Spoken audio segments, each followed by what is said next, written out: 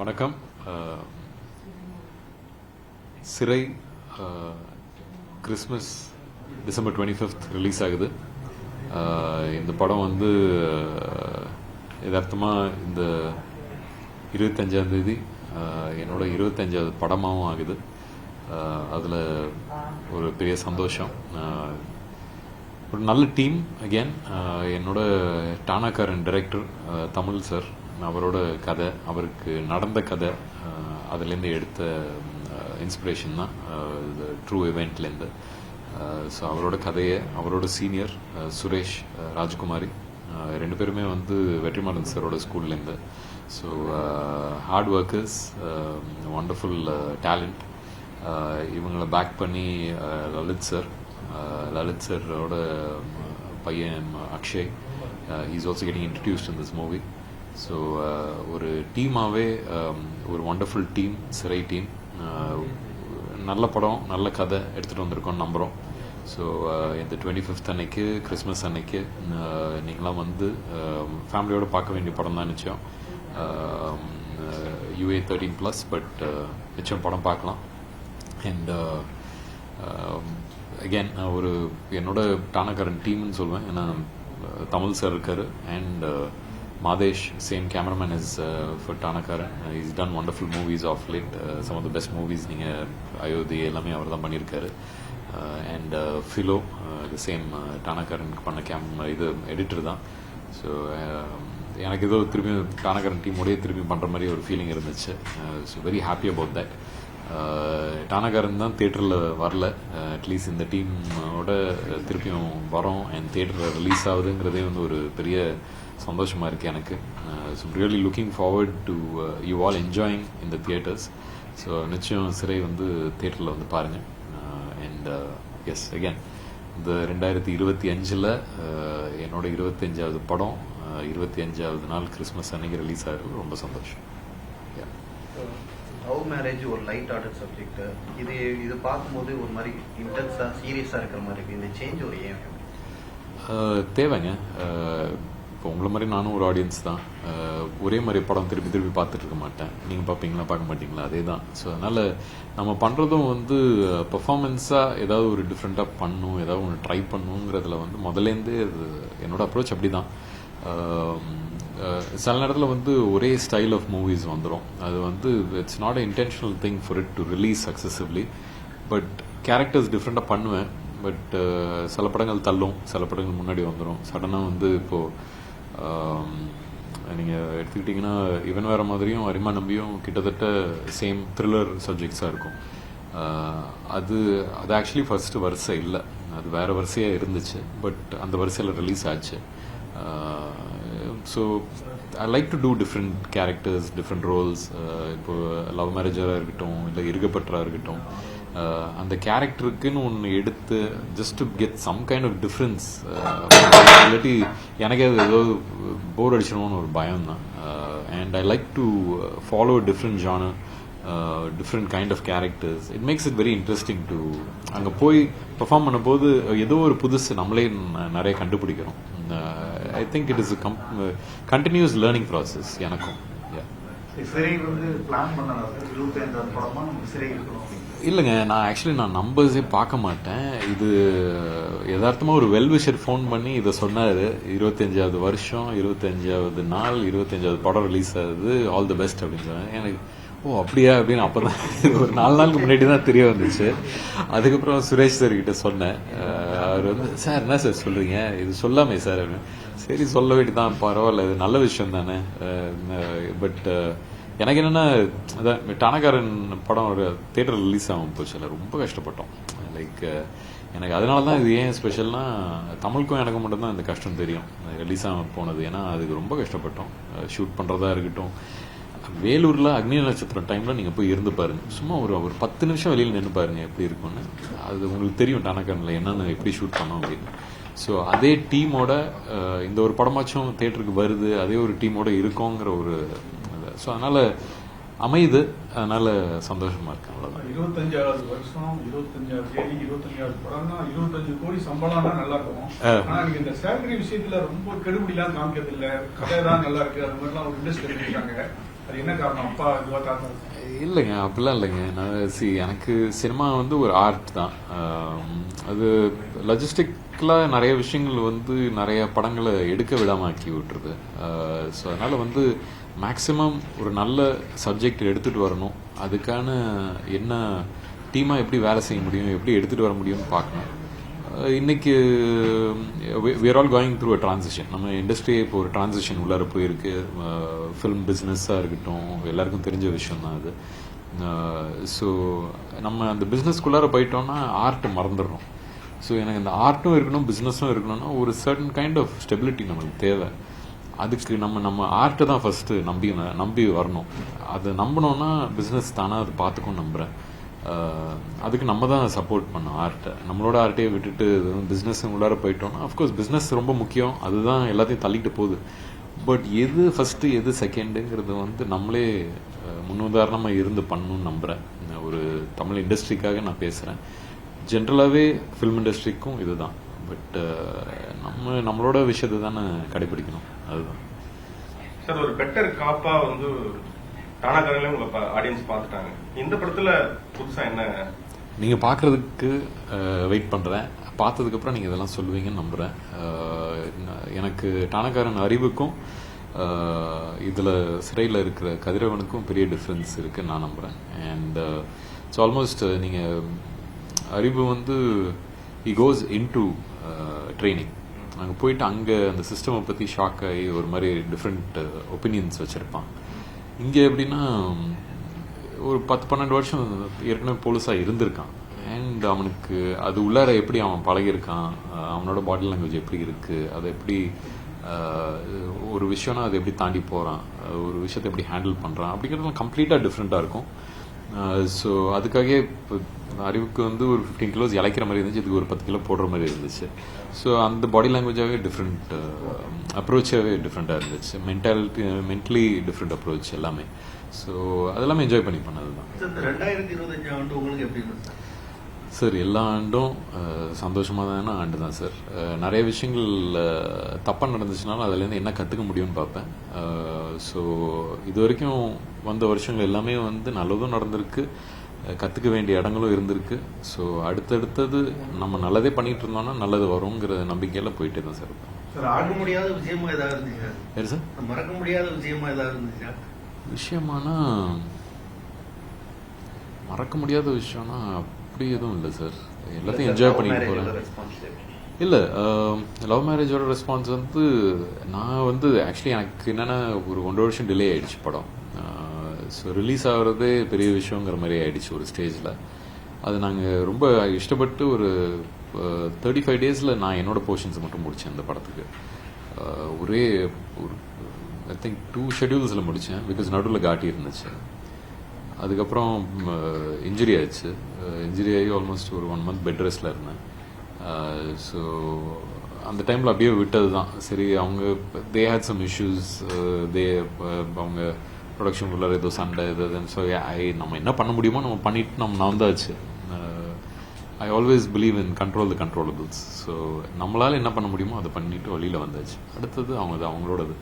எல்லாம் சின்ன பசங்க இல்லை, எல்லாம் வயசானவங்க தான். So they have to take smart decisions. So ஒரு படம் வந்து நல்ல ப்ராடக்டாக மட்டும் இருக்கிறது முக்கியம் இல்லை, அது எப்போ ரிலீஸ் ஆகுது, எந்த டைமில் ரிலீஸ் ஆகுது, எவ்வளோ சீக்கிரமாக ரிலீஸ் ஆகுது. பிகாஸ் வாட் எவர் பிஸ்னஸ்ன்னு வந்துச்சுன்னா அதுக்குன்னு லாஜிஸ்டிக்ஸ் இருக்குது, அதோட இன்ட்ரெஸ்ட் இருக்குது. So all those things are there. So how you given your best? Yes, அப்படின்னா அதோட it stops there. Sir, next year அதிக லாங்குவேஜ் படங்களை பார்க்கணும். இப்போ தெலுங்குலேயே நீங்கள் என்ட்ரி கொடுத்துட்டீங்க. அடுத்த வருஷம் தெலுங்கு ப்ராஜெக்ட்ஸ் நிறையா இருக்கா? வர வர உங்களுக்கு சொல்கிறேனே, அது இருக்குது. எனக்கு என்ன சந்தோஷமாக இருக்குன்னா, சிறை வந்து we have dubbed it in other languages also. It is coming out in other languages. So அதுவே சந்தோஷமாக இருக்குது. இந்த ஒரு படம் வந்து எனக்கு ஒன்றும் இல்லை, எனக்கு தமிழ் சினிமாலேருந்து ஒரு நல்ல படமாக வந்திருக்கு அப்படிங்கிற ஒரு சந்தோஷம் இதில் வரணும். அதுதான் எல்லா படத்துக்கும் ட்ரை பண்ணுவேன். இந்த படத்தில் வந்து நம்ம டானகர் டீம் இருக்கிறதெல்லாம் இன்னும் பெரிய ஒரு பங்கேற்பு தான். ஸோ அதனால் ஐம் ஹாப்பி தட் லலித் சரோட பேக்கிங்கோட we pushing the movie to get to everywhere. So பார்க்கலாம். எவ்வளோ ஸ்ட்ரகிள்ஸ் இருந்துச்சு சார்? சிறையில் வந்து நிறைய பப்ளிக் க்ரௌட்லேயே நீங்கள் ஷூட் பண்ண மாதிரி தெரிஞ்சது ட்ரெயினில். அது எவ்வளோ ஃபேஸ் பண்ணியிருந்தீங்க, எவ்வளோ சமாதானம்? ஐ மீன் அது ஜென்ரல் அதுதான். நாங்கள் நிறைய அந்த பஸ் ஸ்டாப்ஸ் இல்லை லைக் ஒரிஜினலாக இருக்கணுங்கிறதுக்காக கொஞ்சம் முன்னாடியே பெர்மிஷன்ஸ்லாம் வாங்கிட்டு கேமரா எங்கேயாவது ஒரு இடத்துல பிளேஸ் பண்ணிட்டு அதுக்கேற்ற மாதிரியெல்லாம் எடுத்திருக்கோம். பட் அதுக்கான ஐ மீன் ரோட்ஸ் நிறையா இருந்துச்சு. ஸோ அதனால் வந்து we couldn't shoot it close to city limits. எல்லாமே கொஞ்சம் ஒரு 50-60 கிலோமீட்டர்ஸ் வெளியில் போய் தான் ஷூட் பண்ணோம். பட் அதே நேரத்தில் உங்களுக்கு அது உள்ளாரையே நடக்குது அப்படிங்கிற மாதிரி ஒரு விஷயம் காமிக்கிறதுக்காக அதுக்கான நிறைய பிளானிங் நடந்துச்சு. ஸோ அஃப்கோர்ஸ் சுரேஷ் ராஜ்குமாரி, சுரேஷ் அவரோட மதரோட பேர் தான் லாஸ்ட் நேமாக வச்சுருக்காரு. So he and his team have plant really well. And எதுவுமே வந்து ஸ்ட்ரகிள்னா அது ஸ்ட்ரகிள் இல்லாமல் சினிமா இல்லைங்க. அது ஒரு கஷ்டப்படணும். அப்போ தான் வந்து அந்த ஒரிஜினாலிட்டியும் வரும். இப்போ உங்களுக்கு ஒரு கதை சொல்லும்போது every one has to get immersed in to that reality. அது கொஞ்சம் மெனக்கடல் இருக்குது. அது நல்லாயிருக்கும் ஆனால் பார்க்குறதுக்கு. சினிமாவில் போலீஸ்னாலே நடிகர் தங்க பதக்கம் சௌத்ரி சார் தான். பிரபு சார் நிறைய படங்கள் பண்ணியிருக்காரு போலீஸா. நீங்களும் பண்ணிட்டு இருக்காரு. 3 தலைமுறையாக போலீஸாக நடிச்சிட்டு அந்த போலீஸ் இது கேரக்டர் நடிக்கலாம் இப்போ எப்படி மாறி இருக்கு? அவங்க காலத்தில் உள்ள போலீஸ் இது வேற, நடிச்சது வேற. உங்களுக்கு எந்த சவாலாக? இல்லை சார், சினிமாவே மாறி இருக்குல்ல. ஜென்ரேஷன்ஸாக சினிமா மாறிக்கிட்டு இருக்கு. இப்போ எவ்ரி டெக்கேட் சினிமா மாறுது. இப்போ இருக்கிற ஸ்பீடில் கோவிட் டைம்லேருந்து இப்போவே சினிமா ரொம்பவே மாறி இருக்கு. இன்னைக்கு கதையாக எதிர்பார்க்கறது நிறைய எதிர்பார்க்குறாங்க, டிஃப்ரெண்ட்டாக எதிர்பார்க்குறாங்க, வாழ்வியல் சம்மந்தப்பட்ட ஒரு விஷயமா எதிர்பார்க்குறாங்க. இன்னைக்கு ஐ திங்க் ஆடியன்ஸாகவே பிகம் மோர் லிபரல். ஒரு மாதிரி இன்னும் நிறைய கதை கொடுங்க, இன்னும் புதுசாக எதை ஒன்று கொடுங்க அப்படிங்கிறதே எனக்கு ரொம்ப சந்தோஷமாக இருக்குது. ஏன்னா என் இடத்துலேருந்து ஓகே இந்த கதைகளும் மக்கள் ஏற்றுப்பாங்க அப்படின்னு ஒன்று இருக்குது. ஸோ அந்த விதத்தில் நானும் இப்போ 4வது படம் போலீஸாக பண்ணுறேன்னா இந்த 4 படத்துக்குள்ளாரையே எனக்கு ஒரு வேரியேஷன் காமிக்க முடிஞ்சிச்சுன்னா தான் நான் அதை பண்ண போகிறேன். இன்னொரு போலீஸ் படமா அப்படின்னு இருக்கக்கூடாது. எனக்கு நல்ல கதை, நல்ல இதை எடுத்துகிட்டு வரணும் அப்படிங்கிற ஒரு நோக்கத்தில் தான் பண்ணுறேன். அந்த விதத்தில் சிறை நிச்சயம் டிஃப்ரெண்ட்டாக இருக்கும். சார் உங்கள் அப்பா காம்பினேஷனில் ஃபியூச்சர் படம் தெரியலங்க. அது ஐ மீன் பிஎஸ் நடந்துச்சு. எனக்கு ஒரு நல்ல கதையோட அவங்க கூட ஒர்க் பண்ணுங்கிறது தான் ஆசை. எனக்கு என்னென்னா அப்படி வந்துச்சுன்னா ஃபர்ஸ்ட் அவங்களோட கேரக்டர் தான் பார்ப்பேன். ஏன்னா அவங்க என்னோட ஹீரோ ஆச்சே. ஸோ அதனால் அதை விட்டுற மாட்டேன். ஃபர்ஸ்ட் அவங்களோட கேரக்டர் நல்லா இருந்துச்சுன்னா தான் நான் அந்த கேரக்டரை சூஸ் பண்ணேன். இல்லை பேசிகிட்டு இருக்கோம். அப்பாவே கேட்டாங்க என்னடா எப்படா ஒர்க் பண்ண போகிறோம் அப்படின்னு கேட்டாங்க. தெரியல, இன்னும் அமையாமல் இருக்குது, அப்படியே ஓடிக்கிட்டே இருக்குது. பார்க்கலாம் மேபி திஸ் இயர் ஆயிடும். ரசிகர்களுடைய ரசனையை பார்த்துக்கிட்டே இருக்கிறது ஒரு நடிகரோட முக்கியமான வேலையாக இருக்குது. நீங்கள் சொன்ன மாதிரி காலமாக ரசிகர்கள் மாறிட்டே இருக்காங்க, படத்தோடைய வேரியேஷன் மாறிட்டே இருக்கு. நடிகர்களோட ரோல் எப்படி இருக்குது? அதை பார்த்துக்கிட்டே இருக்கணும் அப்படின்னு. அது பார்த்துக்கிட்டே இருக்கணும்னா நம்மளும் ஒரு ஆடியன்ஸ் தானே. நம்ம ஆடியன்ஸாக இருந்து நான் ஆடியன்ஸை புரிஞ்சுக்கலன்னா அது நம்மளோட தப்பு தான். ஒரு விதத்தில் it is a very interesting place to be. சரி ஓகே இது என்ஜாய் பண்ணுறாங்களா. எனக்கு என்னென்னா ஒரு அசார்ட்மெண்ட் தான். அசார்ட்மெண்ட் ஆஃப் மூவிஸ் ஒரே இப்போ ஒரு படம் ஹிட் ஆகிடுச்சுன்னா அதே மாதிரி அடுத்த படமும் வந்துச்சுன்னா ஹிட் ஆகுங்கிற கட்டாயமே இல்லை. படம் நல்லா இருக்கணும், அது சேர்ந்து வர விஷயம்தான். ஸோ அதனால் lot of factors depend on it.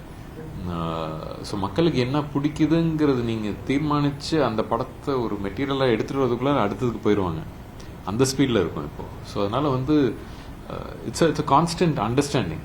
So இப்போ எப்படின்னா நீங்கள் ஒரு பீரியட் ஃபிலிமாக எடுத்தீங்கன்னா அந்த பீரியட் ஃபிலிம் என்றைக்குமே நிற்கும். நீங்கள் இன்றைக்கி இருக்கிற ட்ரெண்டுக்காக நான் ஒரு படம் எடுக்கிறேன்னா அந்த ட்ரெண்டு எடுத்து முடிக்கிறதுக்குள்ள அடுத்த ட்ரெண்ட் வந்துடும். ஸோ அதனால் உங்கள் மேலே இருக்கிற பொறுப்பே ஒரு நல்ல படம் எடுக்கணுங்கிறது தான். ஸோ அதை நோக்கி போயிட்டுருக்கேன். But let's see okay what is the audience எக்ஸெப்ட்னு ஒன்று இருக்குல்ல, எக்ஸெப்டன்ஸ்க்கு பார்க்குறது. ஓடிடி பிளாட்ஃபார்ம் வந்ததுக்கப்புறம் நம்ம ஆடியன்ஸ்க்கு குளோபல் லெவலில் சினிமா ஆக்சஸ் பண்ணுறதுக்கு உண்டான ஒரு டூலாக அது மாறிடுச்சு. ஸோ இப்போ ஒரு ஆக்டரா இப்போ ஆடியன்ஸ் இவ்வளோ பலதரப்பட்ட சினிமா பார்க்குறாங்க. அது எந்த மாதிரி நம்ம தமிழ் சினிமாவில் ரிஃப்ளெக்ட் ஆகுதுன்னு பார்க்குறீங்க ஆடியன்ஸோட டேஸ்ட்? நல்லது தாங்க, நல்லது, ரொம்ப நல்லது. ஆனால் நம்மளோட பூர்வீகம், நம்மளோட கல்ச்சர் மறந்துடக்கூடாது. ஏன்னா மித்த இடத்துல இப்போ இந்த 1000 கோடி இதுங்கிறது எப்போ பார்த்தாலும் பேசிக்கிட்டே தான் இருக்காங்க எல்லாருமே. நம்மளோட விஷயத்தை எடுத்து பெருசு பண்ணி அதுக்கு பெருமைப்பட்டு அதை பேசி ஒரு படம் எடுத்தோன்னா நிச்சயம் அந்த 1000 கோடி ஈஸியாக தட்டிட்டு போகலான்னு நான் நம்புகிறேன். நம்ம மித்தவங்களாட்டம் எடுக்கணும், அவங்களாட்டம் எடுக்கணும், இவங்களாட்டம் எடுக்கணும், நம்மளோட ஒரிஜினாலிட்டியை மிஸ் பண்ணுறோம். தமிழ் தான் இருக்கிறதுலே ஓல்டஸ்ட் லாங்குவேஜ்னு சொல்கிறாங்க. இங்கேருந்து தான் பூர்வீகம்னு சொல்கிறாங்க. அப்போ இங்கேருந்து தான் நிறைய விஷயங்கள் நம்ம பண்ணணும். நம்ம பெருமைப்பட்டால் தான் மித்த விஷயங்களே சாதிக்க முடியும்னு நம்புகிறேன். ஸோ அந்த விதத்தில் நிறைய விஷயங்கள் நம்ம மேலே இருக்குது. அது நம்ம பண்ணணும். பண்ணுற டைம் வந்துருச்சு, பண்ணி ஆகணும் இப்போ. ஆமாம். எங்கள் ஊருக்கு தான் எங்களோட பெருமை அப்படின்னா வீரபாண்டிய கட்டம், மகாகவி பாரதியார், அப்புறம் வந்து பாபு சிதம்பரம், இந்த 3 பேரையும் ஸ்கிரீன்ல காமிச்சது வந்து நடிகர் தலைவர். பயோபிக் வந்து அப்படியே காமிச்சு பாட்டு மக்கள்கிட்ட போய் பண்ணாரு. உங்களுக்கு அப்படி ஏதாவது பயோபிக் வந்திருக்கா? ஏதாவது ஆசை இருக்கா தலைவர் நடிக்கணும்? இல்லை. சரி, இன்னைக்கு தான் சொல்லிட்டு இருந்தேன். நேற்று நைட்டு தான் வந்து லாரன்ஸ் வெரேபியை பார்த்துட்டு இருந்தேன். அது வந்து 3.5 மணி நேரம் படம். ஒவ்வொரு சீனும் வந்து ஒவ்வொரு ஷார்ட்டும் ரசிச்சு எடுத்துருக்காங்க. அப்படியே அந்த ஒரு காணல் நீரில் ஒரே ஒரு சின்ன கருப்பாக தெரியும். அந்த ஷார்ட் எவ்வளோ நேரம் வச்சுருப்பாங்கன்னு நினைக்கிறேங்க. 14 செகண்ட் போகுது ஒரு ஷார்ட். என்னன்னே புரியல. நம்ம வந்து ஜென்ரலாக நின்று அப்படியே பார்த்தோன்னா அது ஏதோ ஒன்று இருக்குல்ல அப்படின்னு சொல்கிறோம். யோசிக்கிற அளவு தான் அங்கேயும் வச்சுருக்கான். 3.5 மணி நேரத்துக்கு மேலே படம் போகுது. இன்றைக்கி அது 15 செகண்ட் நம்ம வச்சோன்னா ஃபோனில் போய் ஒரு 2 இன்ஸ்டாகிராம் ஃபோட்டோ பார்த்துருவாங்க. அப்படி இருக்குது. அதனால் வந்து ரசித்து எடுக்கணுன்னா நிறைய விஷயங்கள் இருக்குது. சினிமா வந்து ரசித்து தான் எடுக்க முடியும். ஸோ நீங்கள் சொல்கிற இந்த பயோபிக் இந்த மாதிரி விஷயங்கள்லாம் வந்து ரசித்து ஒருத்தரை பற்றி பேச போகிறோன்னா அது கரெக்டாக எடுக்கணும். அதுக்கான டைம் இப்போது எடுக்கலாமா, அது எப்படி எடுக்கிறதுங்கிறதே வந்து ஒரு கேள்வியாக இருக்குது. ஏன்னா அது படம் நல்லாயிருக்கும் பார்க்கலாம் அப்படிங்கிற மாதிரி இருக்கக்கூடாது. படத்தெல்லாம் பார்த்தாகணும் அப்படிங்கிற மாதிரி இருந்தால் நல்லாயிருக்கும். அது எந்த ஸ்பேஸில் இருக்குதுன்னு எனக்கே தெரியல. இப்போ அது பயோபிக் இஸ் இன்னும் அக்செப்டன்ஸ் இன்னும் ஜாஸ்தி இருக்குது. ஆமாம். பராசக்தின்னு படம் இருக்குது. நீங்களே பராசக்தியில் வந்து உங்கள் தாத்தா எவ்வளோ போராடி எப்படி வந்தாங்க, நீங்களே தாத்தாவே நடிக்கலாம். ஒரு சிவாஜி தான்.